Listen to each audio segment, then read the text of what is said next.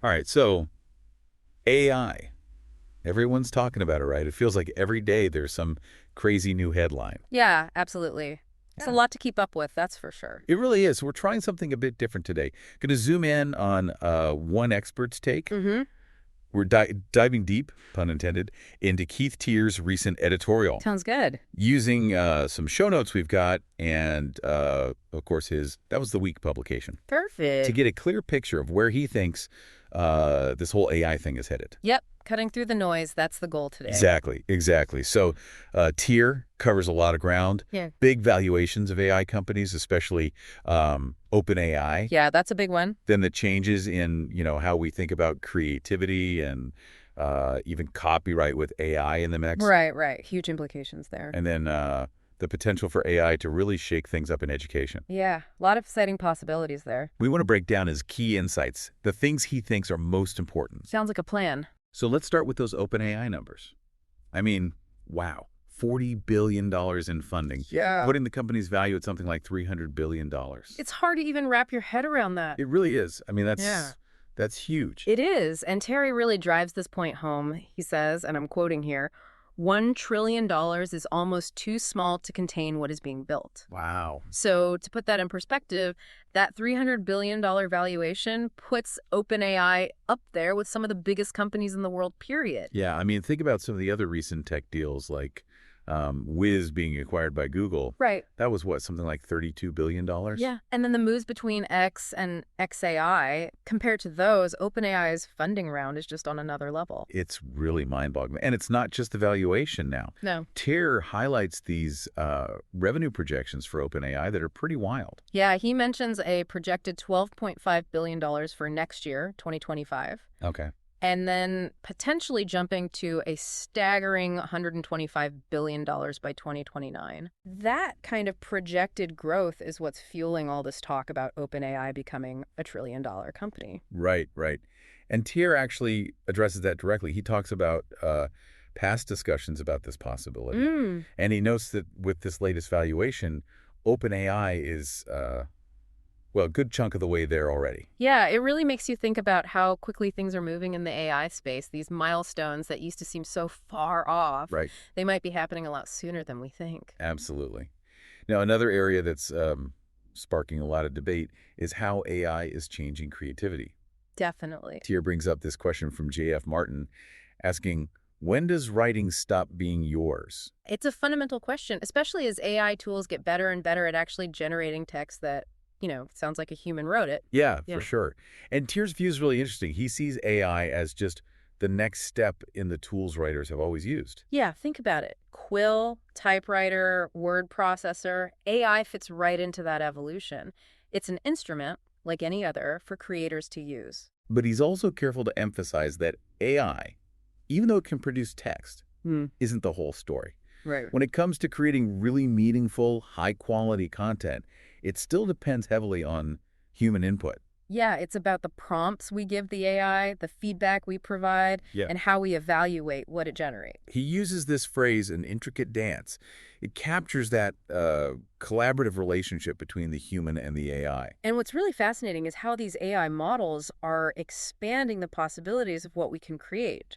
But as Ter points out, this increased power doesn't replace human judgment and intent. Right. Technology itself is powerful, but it's still guided by human thought. Now, this all leads to a really tricky issue, copyright. Absolutely. Tier acknowledges the ongoing discussions and concerns about intellectual property and AI-generated content. The big one. I mean, we've seen reports that AI models, maybe even OpenAIs, were trained using copyrighted material. Right, like O'Reilly books. Exactly, and it's leading to lawsuits like the one filed by the New York Times. Yeah, these are crucial conversations we need to have about how we define and protect intellectual property in this age of AI. For sure. And Tier actually has a pretty thought-provoking take on it. Mm-hmm. He admits he's, quote, probably on the extreme side of thinking AI should be able to learn like a human.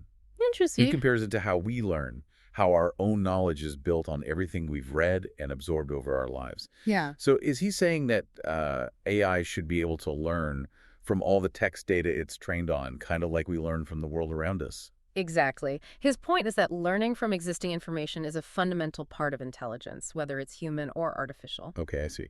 This obviously raises some big questions about ethics and the law, especially as AI becomes more central to how we create content. Yeah, we need to find a balance that encourages innovation but also respects the rights of creators. Absolutely.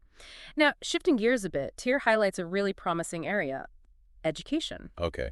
He talks about this investment in school AI and its potential to completely transform personalized learning. Yeah, it feels like a really important application of AI, one that goes beyond some of the flashier stuff we hear about all the time. Absolutely. And it's clear that Tier was impressed by Caleb Hicks, the founder of School AI. Hmm. He mentions that their conversation went way longer than planned, which is always a good sign. Yeah, yeah. So what is school AI all about? The core idea is using AI to create custom-tailored learning experiences for each student and teacher. Interesting. The goal is to make learning more effective and more engaging, but really catering to individual needs and learning styles. So is school AI being used much? Oh, yeah. Tier mentions it's already being used in over 1 million classrooms across the U.S. Wow, and in more than 80 countries worldwide. that's incredible. That kind of widespread adoption really speaks to the demand for this kind of personalized approach to education. Yeah, definitely. And it's not just school AI either. Tier mentions that Anthropic has also launched Claude for Education, which includes this learning mode, specifically designed to help students and make complex topics easier to understand.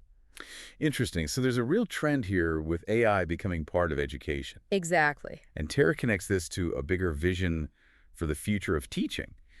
He sees AI handling some of the, more routine tasks, freeing up teachers to focus on things that really require human interaction. Exactly, like coaching, mentoring, and building those deeper connections with students. So AI becomes a tool to make the whole educational process more efficient and more personalized. Exactly. For everyone involved, not just the students, but the teachers too. Now, Tier's editorial also touches on geopolitics and regulation, especially the impact of deglobalization driven by tariffs. Yeah, it's interesting how he brings these bigger global trends into the conversation about AI. It shows that AI isn't developing in a vacuum. Right. It's part of this much larger global context. Absolutely. And he acknowledges that these forces are really shaping the world right now, especially the trend towards a decoupling of global trade and economics. And he recognizes that these shifts could have huge impacts across many sectors. Yeah, but his long-term perspective is pretty fascinating. He suggests that technology and trade, by their very nature, are global, and that governments might find it really hard to reverse that trend in the long run. And he even specifically mentions China as a potential winner in a scenario where the U.S. is seen as retreating from the global stage. Right. It's a provocative thought. It is. So wrapping up this deep dive into Keith Terr's editorial, what are the key takeaways for our listeners? I'd say the big things to remember are, first, the incredible growth and investment happening in AI right now, especially with companies like OpenAI. Then there are these really complex questions about how AI is changing creativity, authorship, and how we think about copyright. Yeah. And finally, there's the huge potential for AI to transform important areas like education, making truly personalized learning a reality. And despite all the challenges and debates, Tier seems overall pretty optimistic about the future of AI. Yeah, he acknowledges the concerns about valuations and potential roadblocks, but his core belief seems to be in the transformative power of AI. Right. He seems to think that AI is here to stay and will become integrated into just about every aspect of our lives. That's the sense I get too. So on that note, here's a final thought for you, our listener, to consider.